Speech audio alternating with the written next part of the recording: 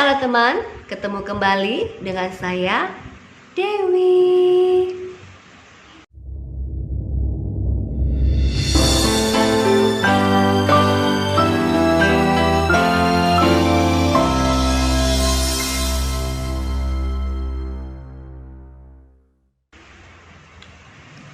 Senang sekali rasanya kita bisa bertemu kembali. Sudah hampir 3 bulan saya off untuk membuat video konten ya. Ya kan, dikarenakan banyak kesibukan dan mengurus anggota keluarga yang bergantian sakitnya. Jadi saya harus konsentrasi dulu ke sana. Nah, di sini ada bahasan lain karena permintaan dari teman-teman juga yang memberi masukan ke saya supaya mengupas masalah tentang spiritual. Ya. Di sini saya akan mengupas secara kulit karena saya sendiri pun dalam tahap sedang belajar kehidupan berspiritual. Jadi bahasan kali ini itu sesuai dengan pemahaman yang saya pahami. Mungkin dari teman-teman masih ada yang belum familiar ya tentang kata spiritual ini ya. Nah, di sini spiritual, spirit ya, yang artinya adalah jiwa. Jadi, spiritual itu adalah kita hidup sesuai dengan tuntunan jiwa. Kita hidup selaras, seharmoni dengan tuntunan jiwa karena kita sudah menemukan jati diri. Nah, kalau kita sudah menemukan jati diri, niscaya hidup kita itu selaras, seharmoni, seimbang dengan alam semesta, dengan Tuhan pencipta alam semesta, jagat agung ya. Nah, hidup yang selaras dengan jati diri itu biasanya penuh dengan ketenangan, kedamaian, dan kita menjadi diri kita sendiri. Be yourself. Kita sudah tidak lagi mencari kebahagiaan di luar diri. Kita mencari kebahagiaan atau mencari solusi itu di dalam diri. Kita sudah tidak peduli lagi tentang penilaian orang di luar diri kita.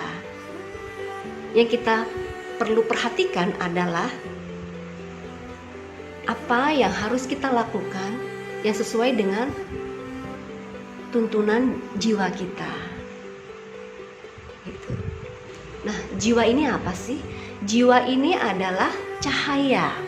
Cahaya yang abadi, cahaya representatif dari Tuhan itu sendiri, yaitu cinta kasih.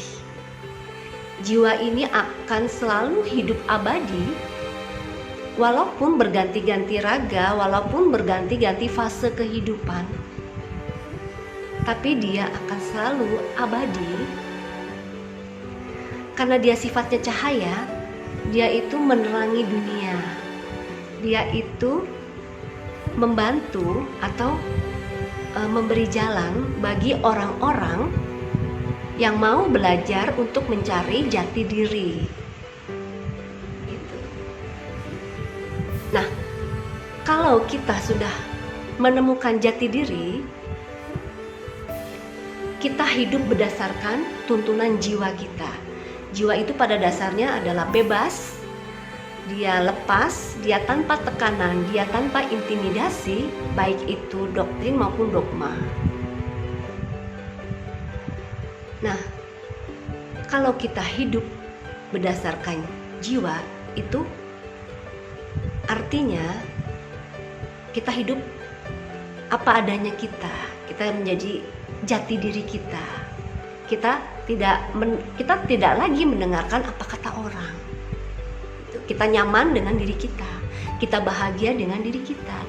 Kita bahagia dengan apa yang kita yakini dan kita laksanakan. Tapi kalau kita masih hidup di dalam raga, jadi kita hidup dalam raga itu artinya kita hidup dalam persepsi orang. Kita hidup dalam persepsi adanya rasa malu, ada rasa minder, adanya rasa cemas, adanya rasa tidak dihargai. Nah itu karena kita hidup dalam tuntunan ragawi kita.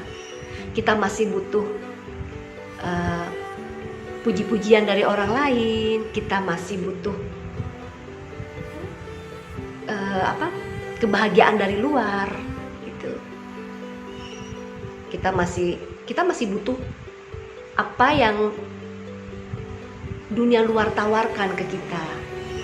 Itu kalau kita hidup dalam tuntunan ragawi. Tapi kalau hidup dalam tuntunan jiwa, apa yang kita butuhkan itu ada di sini, di dalam diri kita sendiri. Karena sebuah masalah itu sebenarnya solusinya itu ada kok di dalam diri kita sendiri. Bagaimana cara kita mencarinya? Yaitu kita mencarinya itu dalam ketenangan, dalam keheningan. Semua masalah dihadapi kalau dalam ketenangan, dalam kedamaian, itu niscaya solusinya itu akan ada.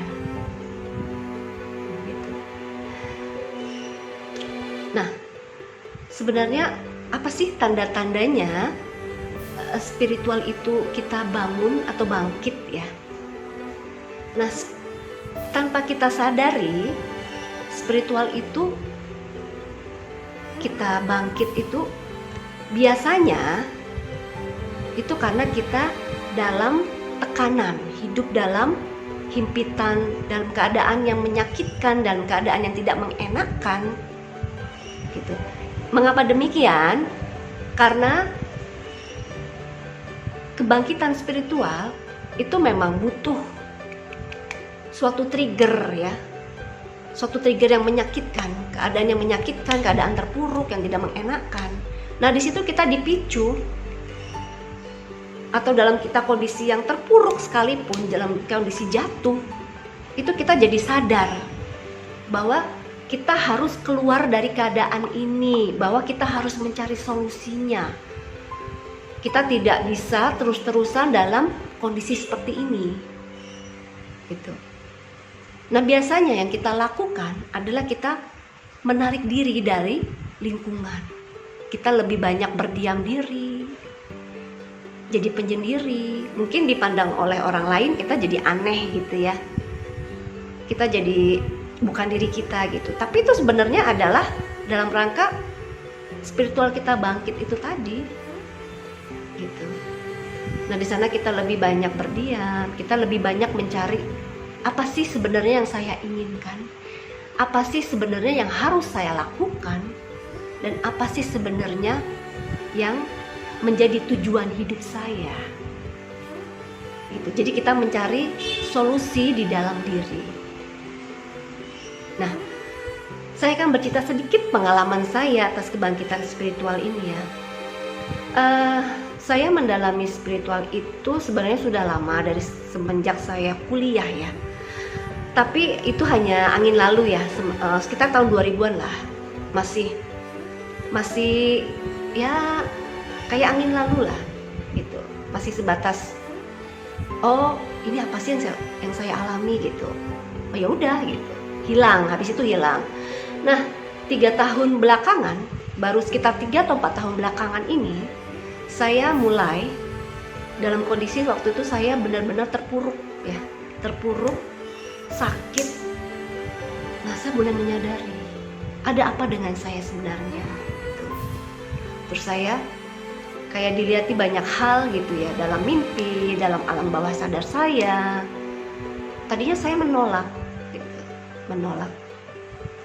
Tapi setelah itu saya sadar bahwa ini mungkin sudah takdir saya, bahwa ini memang sudah jalan saya harus bangkit, saya harus menjadi cahaya bagi diri saya sendiri, pun saya bisa menjadi cahaya bagi orang lain gitu.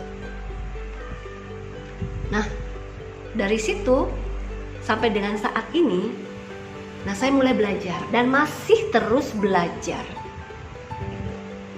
Pembelajaran saya yang pertama adalah menikmati apa yang terjadi di dalam hidup saya, baik itu keadaan susah, menyakitkan, kepedihan, kehancuran, keterpurukan, pokoknya keadaan yang tidak enak gitu di dalam hidup saya menikmati. Setelah saya menikmati, saya baru memahami. Karena ada satu sisi bahwa saat kita sakit, kita akan mengetahui bahwa kesehatan itu indah. Saat kita jatuh terpuruk, kita akan mengetahui bahwa kejayaan itu indah.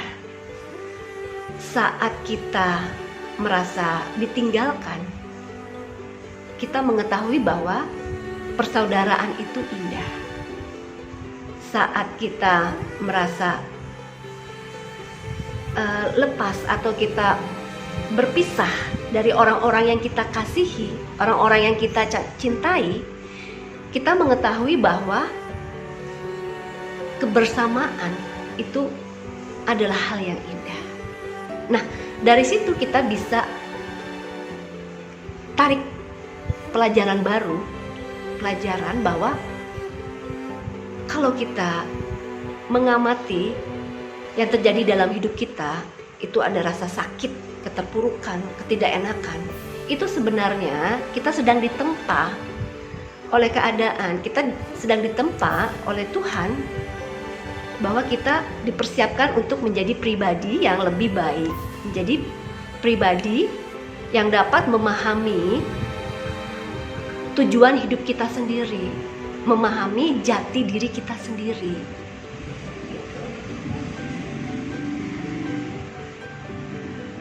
Nah, mungkin sekian dulu ya teman-teman pemahaman tentang spiritual. Episode selanjutnya saya akan bahas lagi tentang tanda-tanda kebangkitan spiritual itu seperti apa. Nantikan terus pembahasan dari saya, semoga bisa bermanfaat buat teman-teman. Terima kasih teman-teman atas perhatiannya. Semoga bahasan kita bermanfaat.